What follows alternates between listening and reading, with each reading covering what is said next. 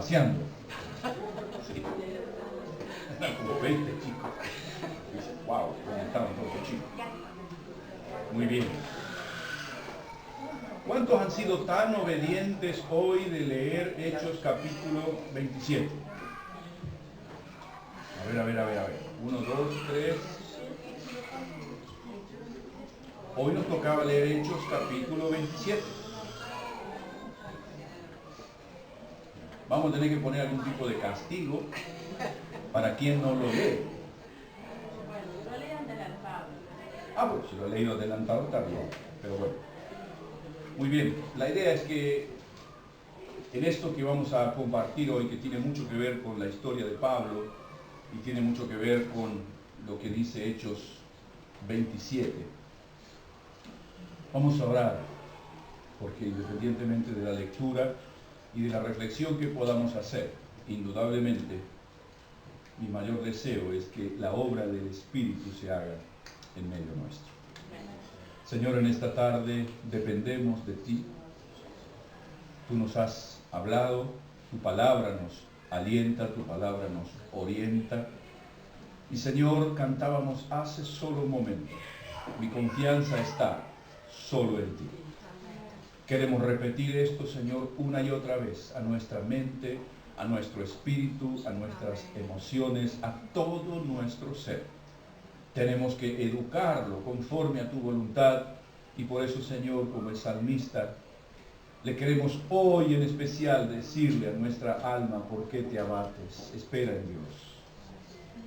A nuestra mente, a nuestros pensamientos, ir cautivos a la obediencia a Cristo.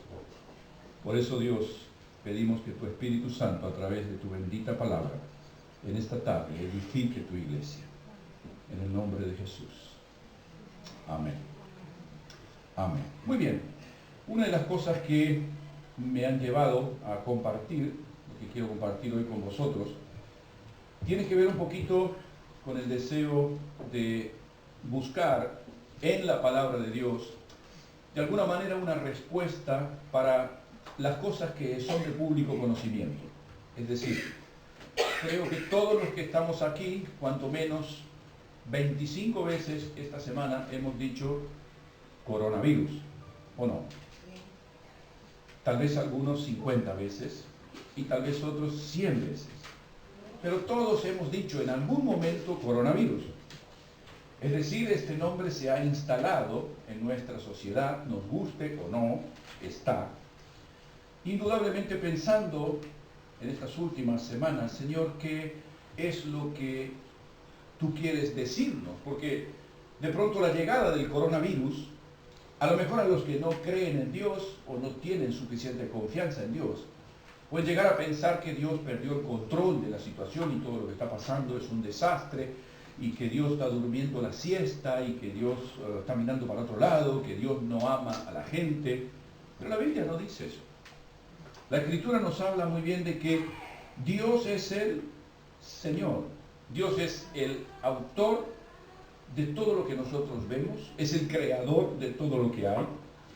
Y si mi pregunta está centrada en preguntarle, Señor, ¿qué quieres decirnos a nosotros como tu pueblo a través de una circunstancia como esta?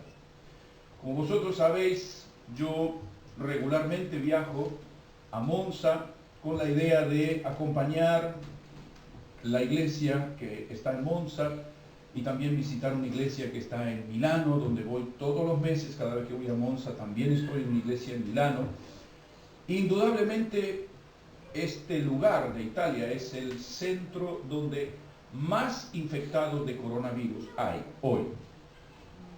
A tal punto que están cerrando los aeropuertos, han cercado toda la región Lombardía, donde viven más de 6 millones de personas. ¿Cómo lo van a hacer? Solo Dios lo sabe.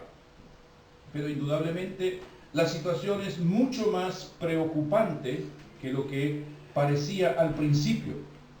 Se han tomado muchas medidas para proteger de alguna manera a la población, a tal punto que se han suspendido ya el domingo pasado y aún hoy, y no se sabe hasta cuándo, las reuniones en las iglesias, los partidos de fútbol, los teatros, los cines.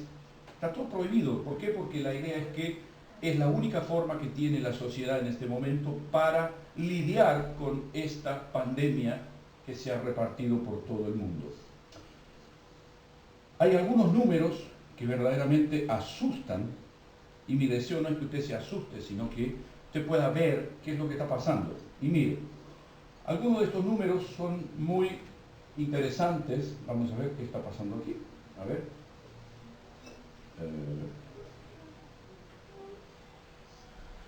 Bueno, no lo veo ahí, no sé qué problema tiene, Javier, no se ve. Ahora está, ahí está, mire. Hay 110.000 contagiados de coronavirus en todo el mundo, hoy. 3.500 muertos, de los cuales 2.900 murieron en China. En Italia son 6.000 los contagiados, 235 muertos y 600 personas han sanado. El martes de esta semana, los muertos en Italia eran poco más de 100, hoy son 235. Indudablemente la situación es preocupante. En España hay más de 600 infectados, hace 2 semanas que empezó, ¿sí? 35 están aquí en Andalucía y 17 muertos ya, que tienen entre 73 y 92 años estas personas que han fallecido. Frente a un panorama tan difícil, una de las cosas que uno puede hacer es intentar escapar, para tratar de que esto no me llegue, para tratar de que no me enferme. Y no digo que esto esté mal. Creo que es bueno que tomemos todas las precauciones que sean necesarias, que obedezcamos a las autoridades sanitarias. ¿Por qué? Porque en ese aspecto ellos son los que saben. En Italia están recomendando a las personas que no salgan de sus casas para evitar el contagio. Ahora, una de las cosas que sí me preocupa y deseo que como cristianos podamos hacernos una pregunta que nos lleve precisamente a entender los tiempos que estamos viviendo. Y me gustaría que repita conmigo este título, porque indudablemente para nosotros es muy importante. Entendiendo nuestros tiempos. ¿Podemos repetirlo juntos? Entendiendo nuestros tiempos. Los tiempos que nos tocaron vivir. Ninguno de nosotros escogió estar vivo en esta generación. Ninguno. Pero nos tocó. Así como hubo gente que vivió en la Segunda Guerra Mundial, o en la Primera, o hace 1000 años atrás, o 2000 años atrás, a nosotros nos toca vivir hoy. Y todos nosotros hemos nacido en esta generación porque Dios ha querido que naciéramos en esta generación. Indudablemente entender los tiempos implica, entre otras cosas, entender por qué Dios permite ciertas situaciones. Venga conmigo, por favor, y vamos a leer juntos un texto que de alguna manera Jesús lo utiliza con los fariseos, con las personas que estaba hablando, porque indudablemente muchas de las cosas que sucedían en ese tiempo los ponía un poco en agitación, y ciertas cosas ellos estaban esperando el Mesías, y en particular este texto que vamos a leer, búsquelo por favor en Mateo capítulo 14, sí, 24, gracias, Mateo 24, del 1 al 14. Aquí hay un texto muy interesante. ¿Por qué?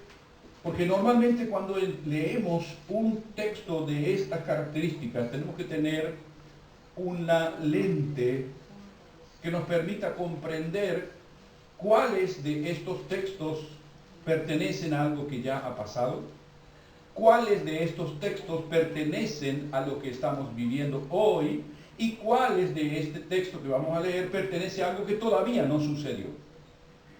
Jesús da una profecía. Aquí el que está hablando es Jesús y de alguna manera lo que se está dando aquí es lo que vamos a leer. Mateo capítulo 24, versículo 1 al 14. Cuando Jesús salió del templo, mientras iba de camino se acercaron sus discípulos para mostrarle los edificios del templo. No eran los fariseos, sino los discípulos, perdón. Él respondió y les dijo: ¿Veis todo esto? De cierto os digo que no quedará aquí piedra sobre piedra que no sea derribada. Y estando él sentado en el monte de los olivos, los discípulos se le acercaron aparte diciendo: Dinos, ¿cuándo sucederán estas cosas? ¿Y cuál será la señal de tu venida y el final de esta época? Aquí vemos 3 tiempos que los discípulos mencionan. Respondiendo Jesús les dijo: Mirad que nadie os engañe, porque vendrán muchos en mi nombre diciendo yo soy el Cristo, y engañarán a muchos. Oiréis hablar de guerras y rumores de guerras. Mirad que no os alarméis, porque es necesario que todo eso acontezca, pero aún no es el fin. Porque se levantará nación contra nación y reino contra reino, y habrá hambres, epidemias, terremotos en diferentes lugares. Mas todo esto será el principio de dolores. Entonces os entregarán a tribulación, os matarán y seréis aborrecidos por todas las gentes a causa de mi nombre. Muchos tropezarán entonces y se entregarán unos a otros, y unos a otros se aborrecerán. Y muchos falsos profetas se levantarán y engañarán a muchos. Y debido al aumento de la iniquidad, se enfriará el amor de la mayoría. Mas el que persevere hasta el fin, ese será salvo. Y será predicado este evangelio del reino en todo el mundo para testimonio a todas las naciones, y entonces vendrá el fin. En esto notamos, en estos 14 versículos que leímos, hay tiempos, como dije, ellos estaban, los discípulos, mirando el templo, maravillados. El templo de Herodes era una de las maravillas arquitectónicas que en ese momento había en Jerusalén. Indudablemente ellos lo vieron y dijeron: esto es tan extraordinario que va a durar por la eternidad. ¿Sí? Indudablemente cuando Jesús dice algo, eso pasa. Es lo primero que nos muestran el versículo 1 y 2. Jesús dijo: no quedará piedra sobre piedra de este lugar. Algo que aconteció en el año 70, cuando el emperador Tito invade Jerusalén, y a pesar de que él les recomendó a sus soldados que no destruyeran el templo, se dice, hay una leyenda que dice que se podía pasar con el arado por el lugar donde estaba el templo. A tal punto fue la destrucción. Y claro, esto indudablemente enciende un poco la señal que si Jesús dijo esto, también debemos saber que lo que sigue, en parte se está cumpliendo, en parte ya ha sucedido y en parte va a suceder más adelante. Si bien es cierto que han sucedido siempre épocas en las que hubo guerras, por ejemplo, también es verdad que en nuestro tiempo las guerras tienen una característica muy particular, únicas en la historia. La rapidez con la que van cambiando las cosas, los avances tecnológicos, las conquistas que el hombre moderno ha hecho. Seguramente hay hoy muchísimos científicos tratando de ver cómo descubrimos una vacuna contra el coronavirus. Y claro, el hombre está confiado en sí mismo y piensa que de pronto hoy en este coronavirus le vamos a encontrar la vuelta. Hace 40 años atrás era el SIDA y le encontramos la vuelta. El hombre está muy confiado en lo que de alguna manera es capaz de hacer.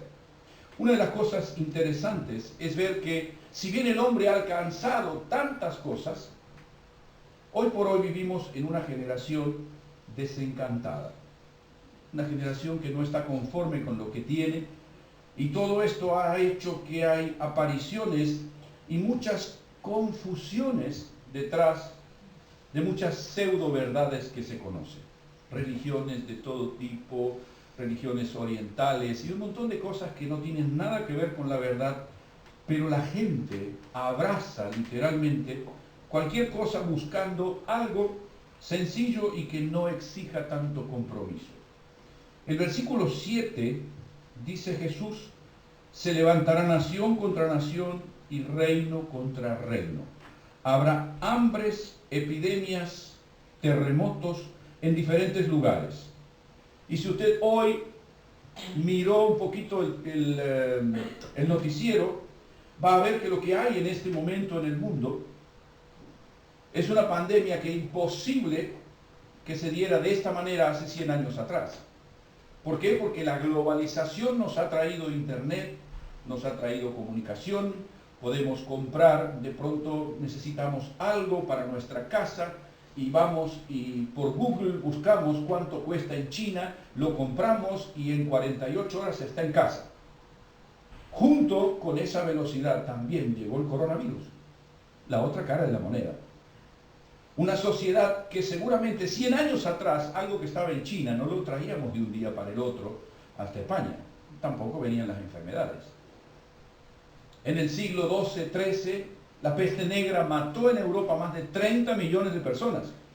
En Sudamérica no mató a ninguna, porque nadie de Europa viajaba para Sudamérica. Esto nos permite ver qué diferentes son los tiempos que vivieron nuestros padres, por ejemplo. En la época de mis padres, difícilmente alguien del pueblo donde yo nací pensaba en tomar un avión. Era una locura. Sin embargo, hoy por hoy tomar un avión es tan común como era tomar un autobús hace 50 años atrás. El mundo cambió, vivimos en un tiempo diferente e indudablemente estas hambrunas, guerras, terremotos y pestes anuncian que hay algo que está sucediendo y que Jesús dijo que iba a pasar. Y entonces dice el versículo 8, todo esto será el principio de dolores. Esto no es el fin de nada, no es el fin de nada, es el principio de los dolores. Esto me hacía pensar, esta expresión de Jesús, es el principio de dolores, a los dolores que enfrenta una mujer cuando va a parir. Las mamás saben de lo que yo estoy hablando, cuando empiezan las contracciones, ¿sí?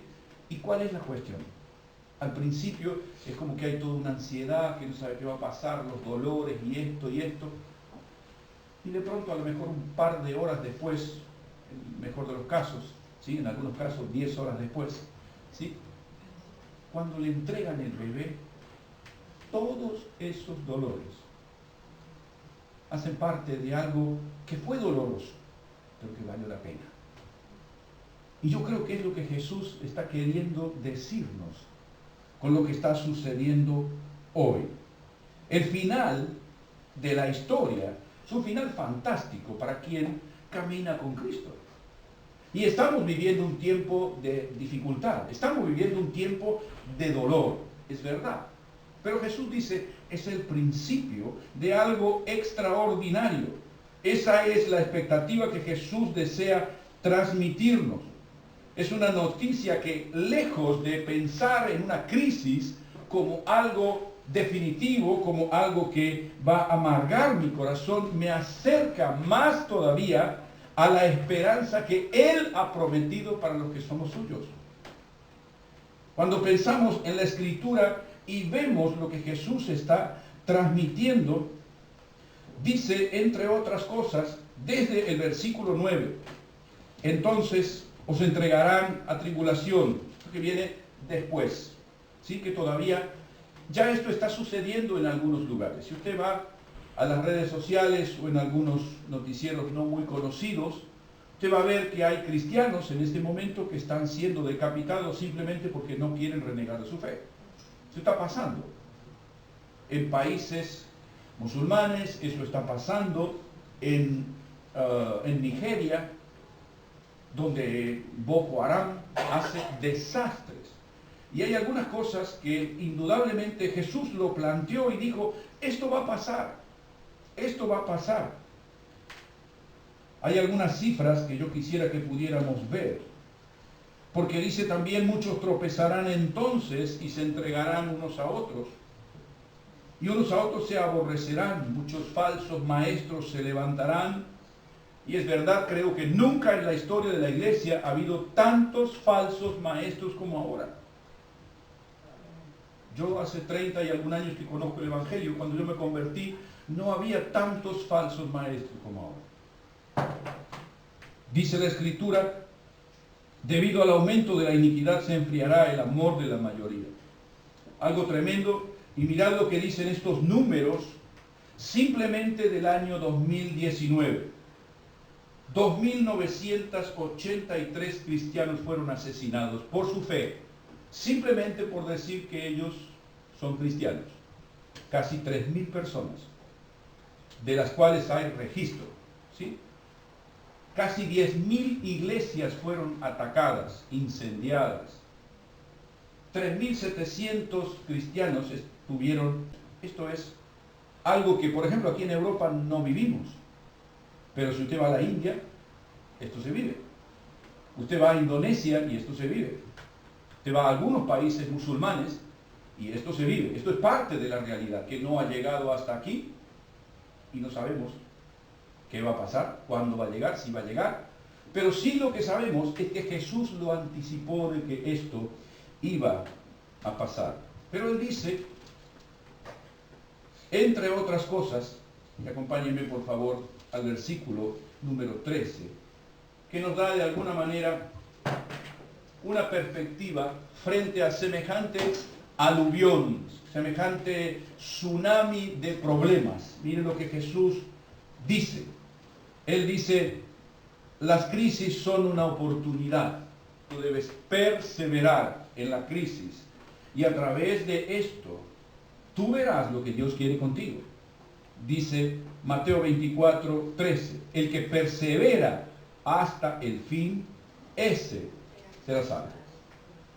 Es decir, nosotros en más de una oportunidad podemos necesariamente ver que enfrente de la dificultad, enfrente de las tormentas, enfrente de las luchas, de las cosas que no sabemos cómo vamos a salir adelante, la respuesta de Cristo es persevera.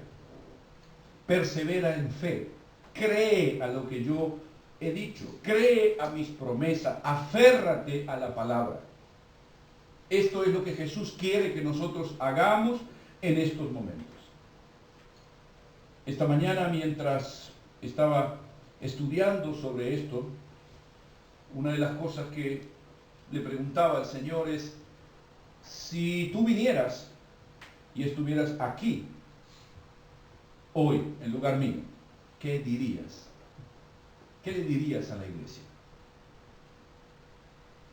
Y entiendo que en más de una oportunidad Jesús, cuando hablaba con las personas, les hablaba de lo que ellos estaban viviendo hoy.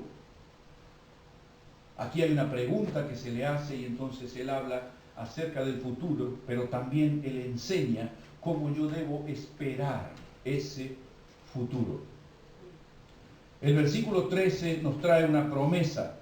Las crisis son de alguna manera cosas que nos presionan. Yo siempre en casa tenemos una situación un poco particular.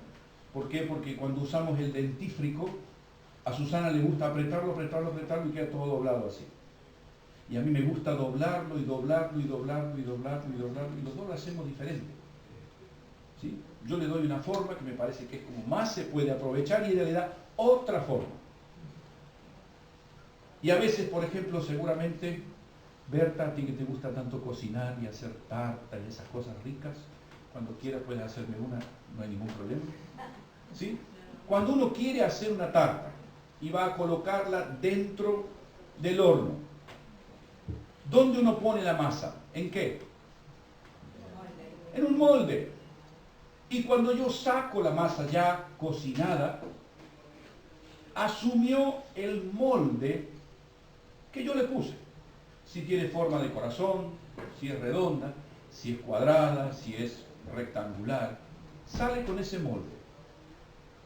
Y una de las cosas que las presiones hacen con las personas es, la forman o la deforman.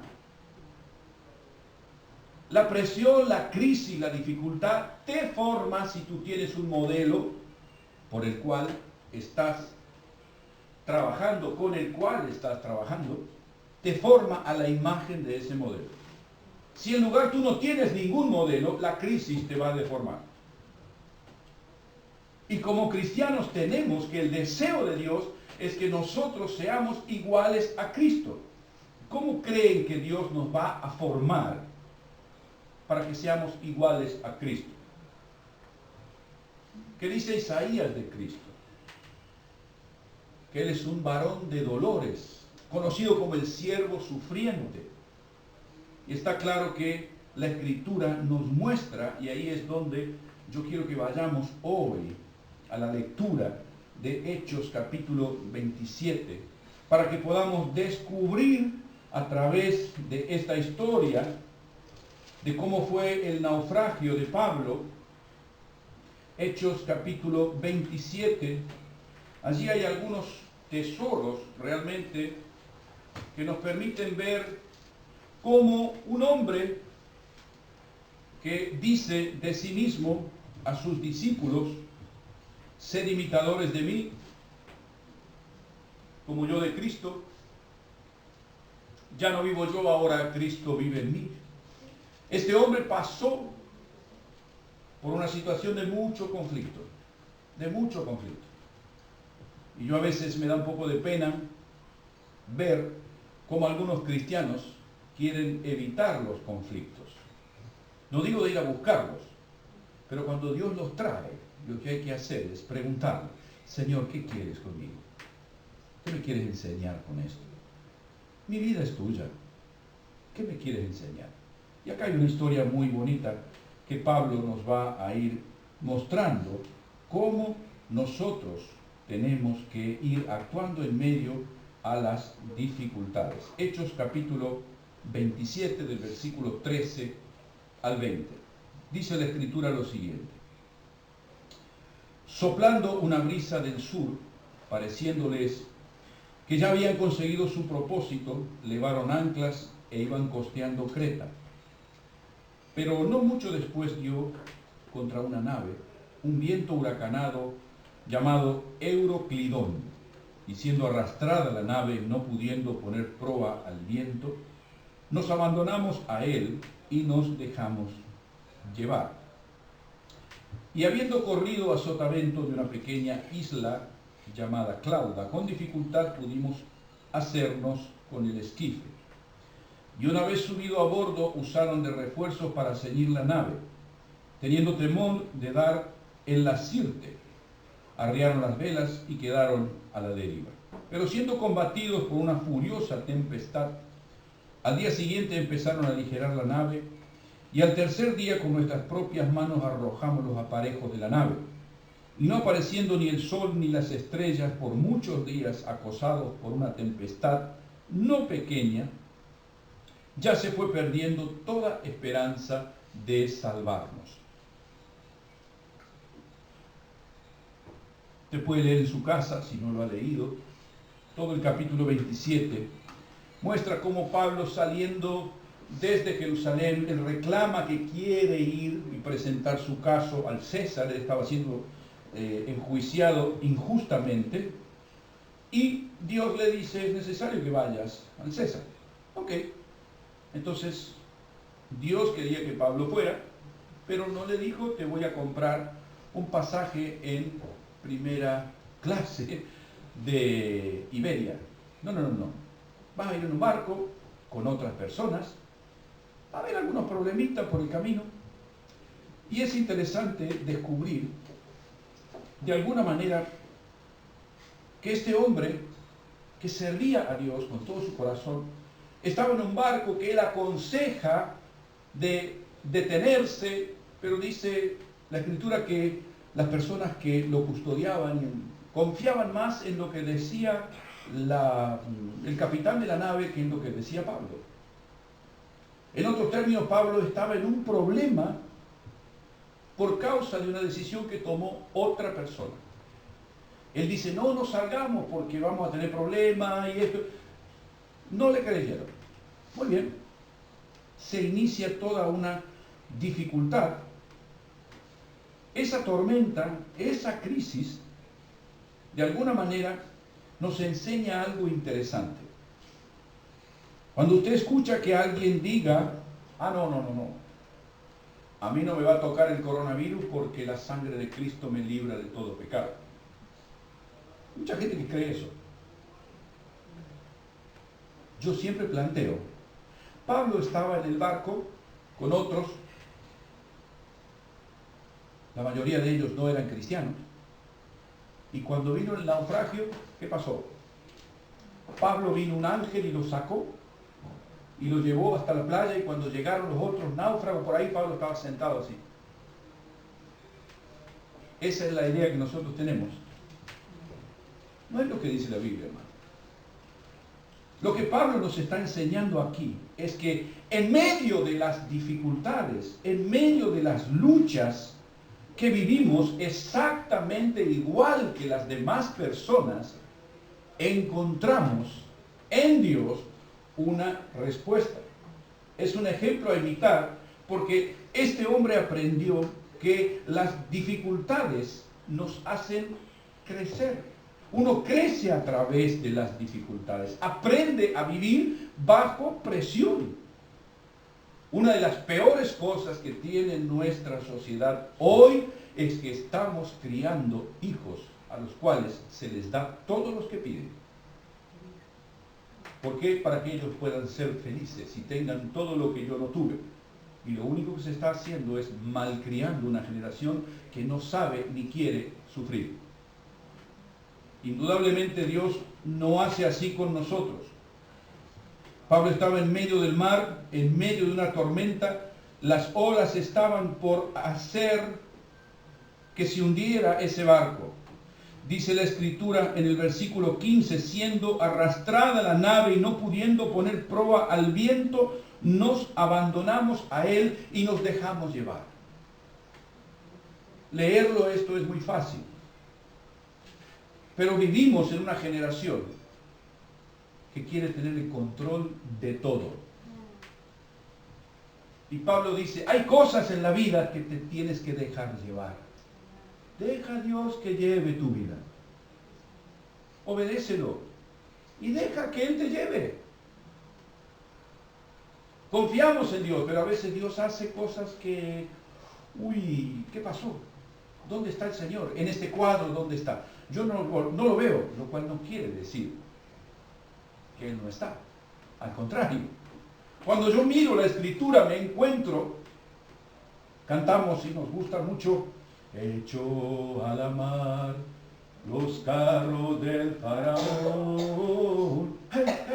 Ok. Y qué lindo, pensamos en cómo se abrió el mar y todo. Pero ¿por qué se abrió el mar, hermano? ¿Qué estaba pasando? Los egipcios venían para matar a todo el pueblo de Israel. Los querían matar a todos, los perseguían para eso, hermano. ¿Qué pasó cuando Jesús se detiene frente a la tumba de Lázaro y le llama? ¡Wow! Lázaro resucitó. Pero ¿cómo estaban media hora antes Marta y María? Oh Señor, si tú hubieras estado aquí. Y Jesús viene y dice, no es necesario que yo esté y que tú me veas. Se para frente a la tumba, lo llama y la gloria de Dios se manifiesta. Hay momentos en los que nosotros no vemos a Dios, pero hay algo que la Escritura dice una y otra vez. Las verdades espirituales que sostienen nuestra vida las aprendemos en medio del dolor. Repito esto. Las verdades espirituales que sostendrán toda nuestra vida las aprendemos en medio del dolor. En el dolor conocemos a Dios. En la dificultad conocemos a Dios. Y es interesante que el versículo 18 y 19 dice, siendo combatidos por una furiosa tempestad, al día siguiente empezaron a aligerar la nave. Al tercer día, con nuestras propias manos, arrojamos los aparejos de la nave. Esto también es un principio espiritual, porque en los momentos de crisis yo tengo que aclarar cuáles son mis prioridades. Si hay algo que todos los que hemos de alguna manera en algún momento viajado en avión, siempre cuando nos muestran cómo se debe poner el cinturón, cómo se debe hacer esto, cómo se debe hacer aquello, dice, si por alguna causa tuviéramos que abandonar el avión, baje usted y no se preocupe por su maleta. Es que tengo cosas que valen mucho, más que tu vida, no creo. ¿Sí? Es que adentro tengo el iPad, tengo el disco duro con todas las fotos del nene. ¿Y de qué sirve que tengas el disco duro y te vayas al fondo del océano con el disco duro? Me lo llevo conmigo. No. Indudablemente estas cosas, las cosas que son una carga para nosotros, cuando la tormenta ruge, y esto es lo que yo veo que hoy está pasando, principalmente en Europa. Desde la Segunda Guerra Mundial, Europa no vivía una angustia como la que está viviendo hoy. Si algo ha traído a Europa el coronavirus, es una fragilidad que no se experimentaba antes. He estado leyendo que hay 2 o 3 gobernadores de provincia en Italia que están infectados con el virus. Esto toca a políticos, deportistas, millonarios, y ahí está el problema. Porque mientras el dolor y el hambre están en África o en Sudamérica o en la India, vamos a ver cómo podemos ayudar, pero ahora lo tenemos en el patio de nuestra casa. Y ahí nos damos cuenta que la seguridad que teníamos no era tal. Ahí nos damos cuenta que nuestra autosuficiencia es autoengaño como sociedad. Indudablemente Jesús dice a la iglesia, presten atención a los tiempos que se están viviendo. No actúen como los demás, no se desesperen. Yo sigo en el mando, yo sigo manejando la historia. Y de alguna manera vemos en esto que hay ciertas cosas que nosotros tenemos que dar prioridad y cosas que debemos descartar. Todo lo que entorpece nuestra vida, nuestra relación con Dios, necesariamente en el momento de la crisis tenemos que abandonar. Tenemos que abandonar todo lo que es un lastre para nosotros. Cuando pensamos en las horas que a veces dedicamos a actividades que no nos brindan ningún tipo de beneficio en mi relación con Dios. Es tiempo de abandonar la actitud de oro 5 minutos antes de irme al trabajo, 30 segundos cuando almuerzo y a la noche, sí, lógicamente ahí, 3 minutos antes de dormir. Aleluya, Dios me ama.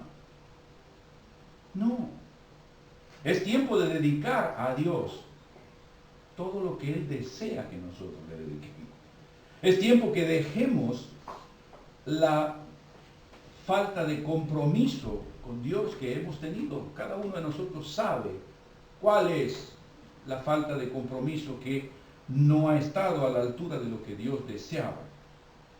Todas las cosas que no contribuyen a nuestro desarrollo en nuestra vida con Dios, necesariamente tenemos que abandonarla. Esto es lo que vemos en el texto. También el texto nos muestra que las dificultades son un momento justo para predicar el Evangelio, para hablar de la gloria de Dios y para abrir nuestra boca y recordar quién es Dios. ¿Qué es lo que sucede en el versículo 20 en adelante? Miren lo que dice. Y no apareciendo ni el sol ni las estrellas por muchos días, acosados por una tempestad no pequeña, ya se fue perdiendo toda esperanza de salvarnos. Entonces Pablo, como hacía ya mucho que no comíamos, puesto en pie en medio de ellos, dijo: debíais, oh varones, haberme hecho caso y no zarpar de Creta, tan solo para recibir este perjuicio y pérdida. Pero ahora os exhorto a tener buen ánimo, pues no habrá ninguna pérdida de vida entre nosotros, sino solamente la nave. Pues esta noche ha estado conmigo un ángel de Dios, de quien yo soy y a quien sirvo, y me ha dicho: Pablo, no temas. Es menester que comparezcas ante el César, y mira, te he concedido a todos los que navegan contigo. Por tanto, oh varones, tened buen ánimo, porque yo confío en Dios, que acontecerá exactamente como Él me lo ha dicho. En medio de una situación donde indudablemente todos estaban muy desesperados, Pablo aprovecha la situación y habla de la fidelidad con la que Dios lo había tratado. Recuerde que Pablo aquí hacía 2 años que venía de cárcel en cárcel, injustamente. ¿Qué fue lo que él aprendió en esos 2 años de cárcel? Que Dios es fiel. Que cuando él va en un problema, él puede llegar a decir: todo lo puedo en Cristo que me fortalece. Dice Pablo, pero este Dios que tú tienes te permite este problema y te permite el otro y te permite el otro. ¿Y por qué? Porque es el método que Dios usa para tratar con nosotros. Somos formados a la imagen de Cristo. Y esta es nuestra mayor victoria. La verdad es que a veces hay situaciones que indudablemente parecería como que la situación nos va a romper. Esto no lo voy a poder soportar. Es demasiado pesado para mí. Pero mire qué esperanza me da Pablo en lo que él transmite cuando él aprovecha la situación y de alguna manera habla de la fidelidad de Dios. Él en su carta a los Corintios utiliza una frase y que honestamente ha sido me cuelgo en el pecho cuando parece que las cosas no funcionan. Es un versículo muy hermoso y esta versión dice, mire qué cosa preciosa: ustedes no han pasado por ninguna tentación que otros no hayan pasado. Y pueden confiar en Dios, pues Él no va a permitir que sufran más tentaciones que las que puedan soportar. Además, cuando vengan las tentaciones, Dios mismo les mostrará cómo vencerlas y así podrán resistir. ¿Sabe cuántas veces yo me repito este versículo cuando la tormenta empieza a soplar muy fuerte? Muchas veces. ¿Por qué? Porque mi carne me dice que hay algo que yo no puedo controlar y que tengo que tomar alguna medida. Y ahí me acuerdo un poquito del salmista, al cual su alma le decía lo mismo. ¿Y qué va a pasar con esto? ¿Y qué va a pasar con aquello? ¿Cómo voy a solucionar este problema? ¿Y qué voy a hacer con aquello? Y el salmista le dice: ¿por qué te abates, oh alma mía?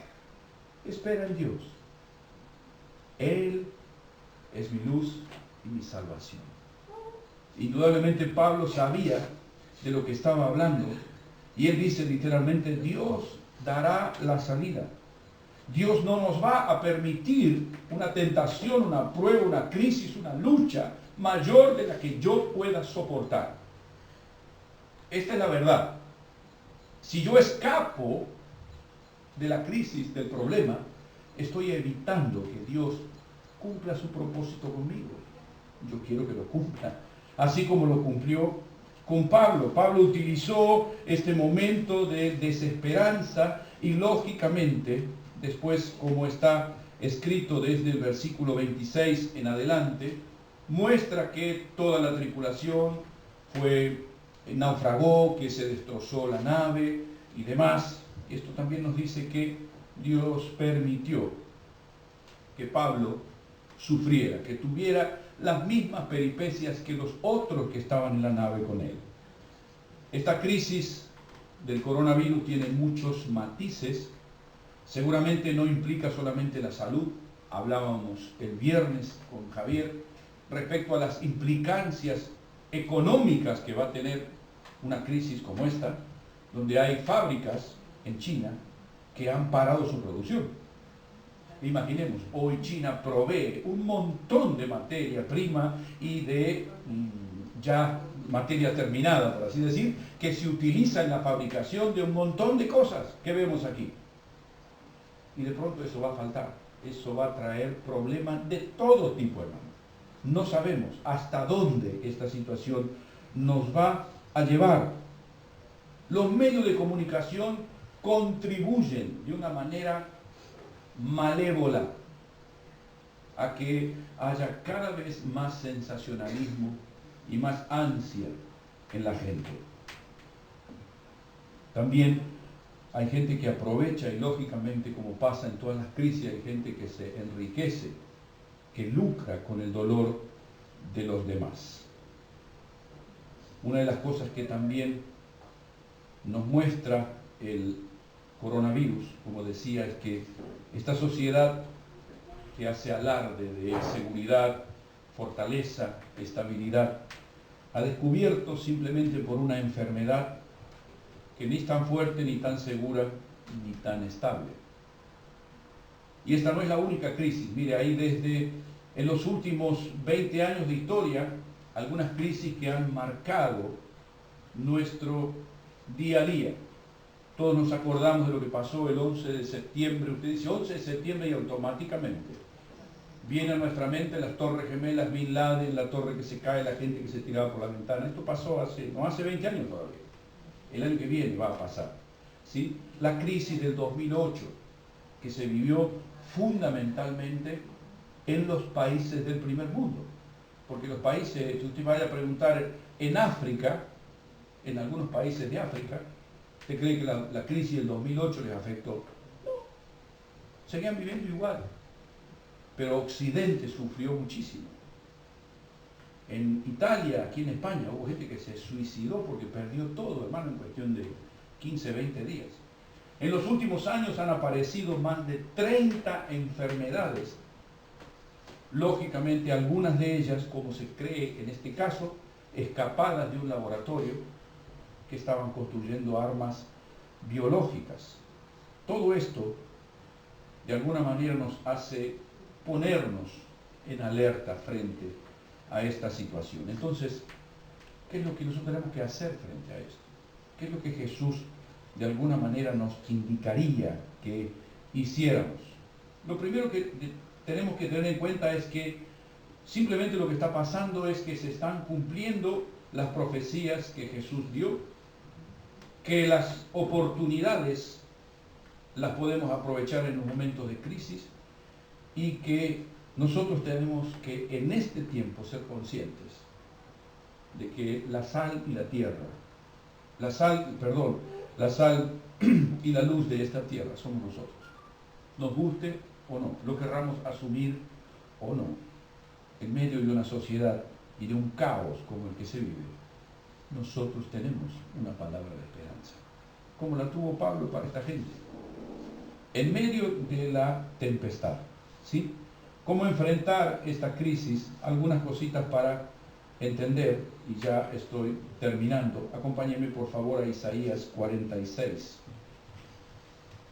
Algo de lo que mencionábamos hace un momento. Isaías 46, 1 y 2 dicen algo muy interesante respecto a Dios. Isaías 46, Isaías 46, 9 y 10. 46, 9 y 10.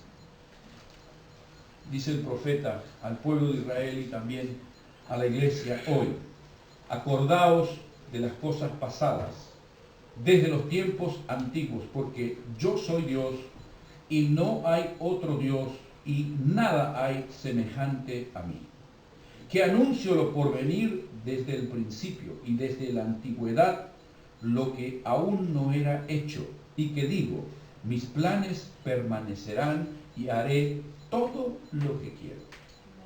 Uno dice, wow, eso es autoridad.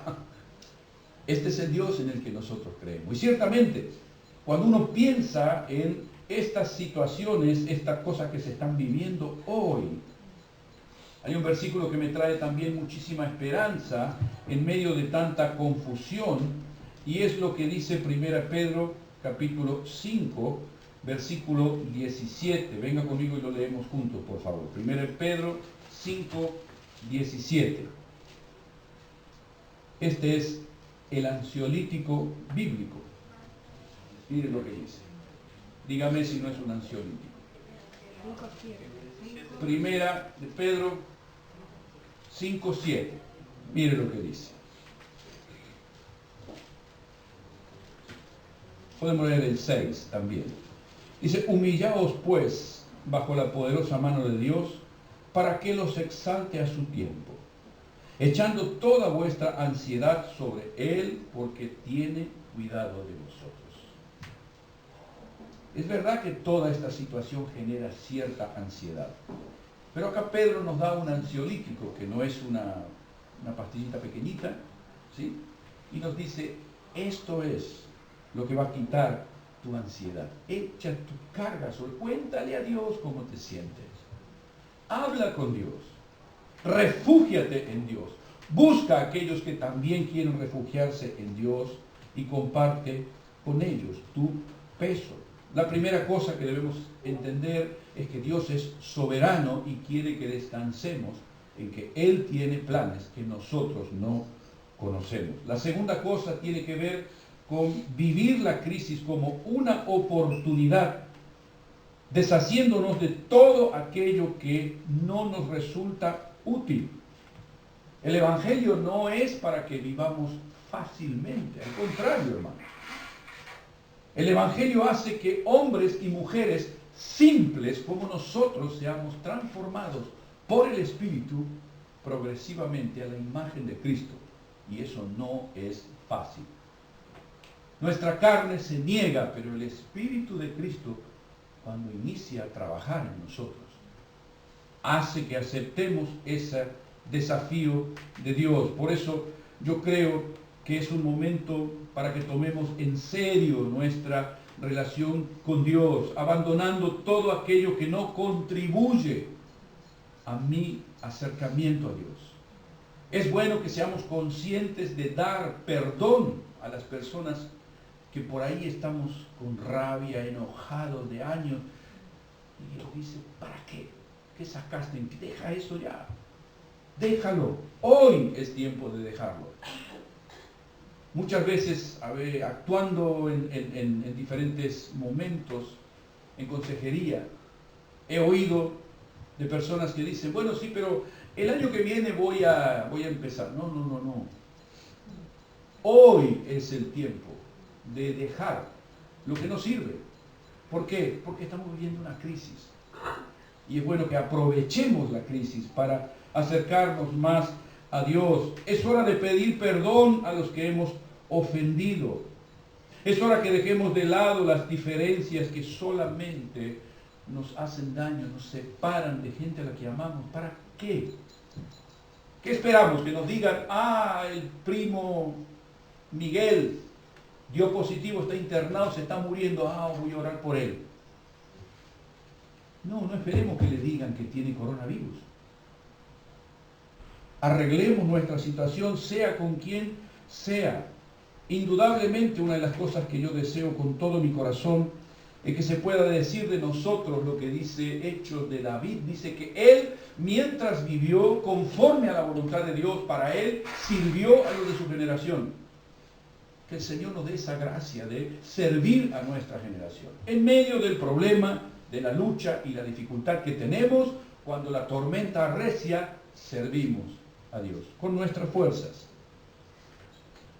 Otra cosa interesante que la crisis nos permite es llevar la gracia compartiendo con otras personas, llorando con el que llora, sufriendo con el que sufre, identificándonos con el que está sufriendo. Indudablemente, esto nos mostrará el sentir de Cristo, quien tenía compasión por aquellos que sufrían. Y algunas medidas prácticas, ¿sí? Me gustaría que pudiéramos pensar en mantener una alerta de oración. El martes de la semana que viene vamos a tener a las 5 de la tarde en la casa de Nela la reunión de intercesión. Y honestamente, si tengo algo que decir, como el ángel de la iglesia del Apocalipsis, tengo contra nosotros que no estamos orando lo que necesitamos. Como iglesia, tengo esto contra nosotros. Necesitamos asumir una actitud de mayor compromiso en la intercesión. Este es un momento delicado, hermanos. No sabemos si dentro de 15 días no va a estar pasando aquí lo que hoy está pasando en Italia. No lo sabemos. ¿Y qué vamos a hacer? Esperar que nos digan tienen que quedarse en su casa. Sus hijos no pueden ir más al colegio. ¡Ay, Señor, ayuda! Hoy es momento de doblar nuestras rodillas y decirle a Dios, Señor, danos gracia para eso. Que seamos capaces de distinguir que estamos en medio de una crisis, pero esta crisis nos podrá alejar de ciertas cosas, pero no de ti. Es interesante ver que este estado de emergencia que se está viviendo en algunos lugares podría hacer de que a lo mejor nosotros, yo no sé si el domingo que viene vamos a poder tener una reunión como esta, no lo sé, yo creo que sí. Pero yo tendría que irme mañana, el miércoles de la semana próxima, para Italia. No puedo ir, ¿por qué? Porque no hay vuelos, porque están cerrados los aeropuertos. Y mis planes se fueron. ¿Y qué tengo que hacer? Como Pablo, dejarme llevar. ¿Qué voy a poner a pelear con Dios? No. Pero sí puedo orar a Dios para que Dios fortalezca a mis hermanos que están en Italia, que están sufriendo, y también alertaros a vosotros para que busquemos juntos a Dios y que esta crisis nos encuentre más fortalecidos que lo que estamos hoy. Esto es lo que Jesús quiere para nosotros. Lógicamente debemos respetar a las autoridades, seguramente va a haber medidas sanitarias, pero hay algo interesante con lo que quisiera terminar. Y venga por favor conmigo a Isaías 43, 2. Un versículo muy interesante, pero que demuestra de alguna manera una verdad que no siempre lo leemos de esta manera. Isaías 43, 2. Dice la Escritura: cuando pases por las aguas, yo estaré contigo. Y si por ríos, no te anegarán. Cuando pases por el fuego, no te quemarás, ni la llama prenderá en ti. ¿Y sabe qué? Aquí no dice, no pasarás por las aguas, no pasarás por los ríos, no pasarás por el fuego. No, dice, cuando pases. ¿Qué quiere decir esto? Que vamos a pasar.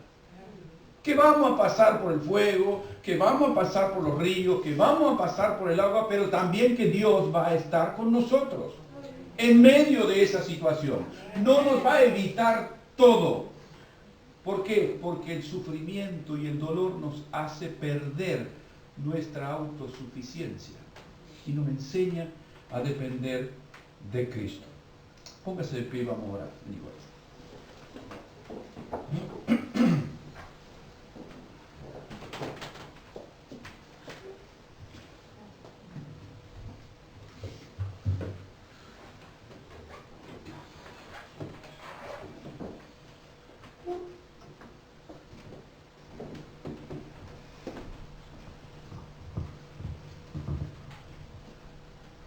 Independientemente del coronavirus y de todo aquello que hoy tenemos sobre nuestra espalda, yo quiero invitarte esta tarde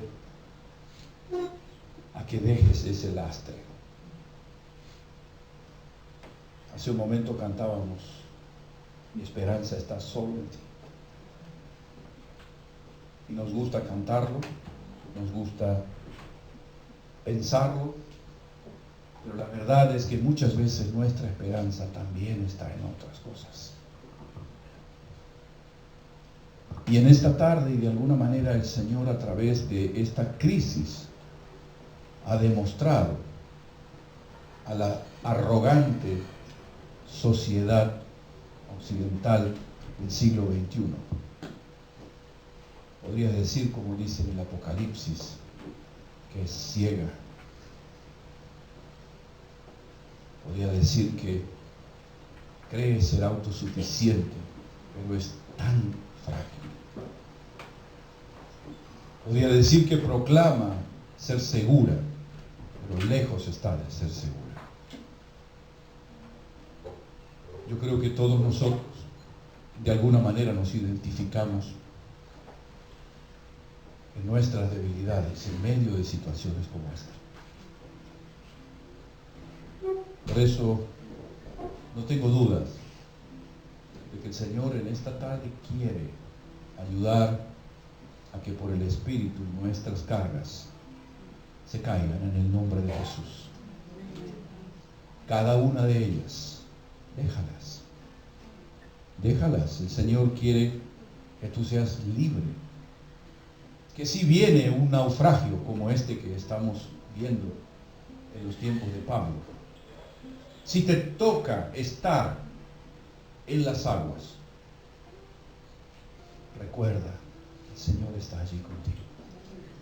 Si estás pasando por el fuego, Jesús te dice, persevera en mí, persevera en mí. Una de las cosas que el Señor me decía en esta tarde, y esta mañana también,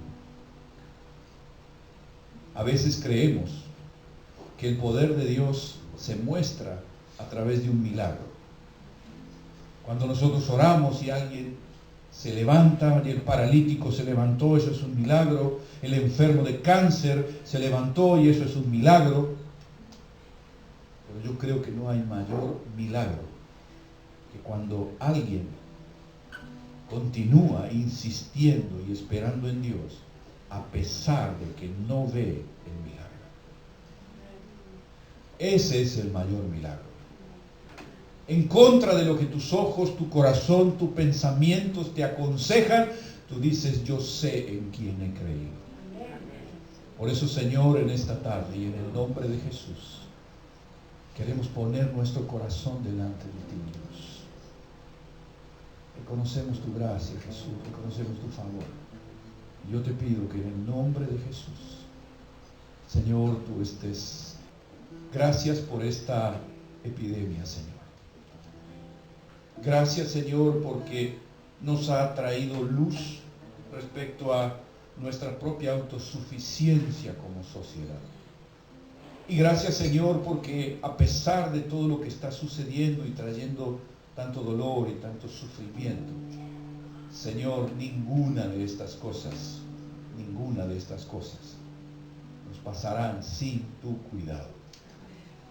Por eso, Dios, en el nombre de Jesús, te pedimos, venga tu Espíritu, Señor, para confirmar aquello que tú nos has estado diciendo a través de la palabra en esta tarde. En el nombre de Jesús. En el nombre de Jesús. Cantamos juntos. Mi confianza está solo en ti. Piensen lo que usted está cantando. La confianza en Dios.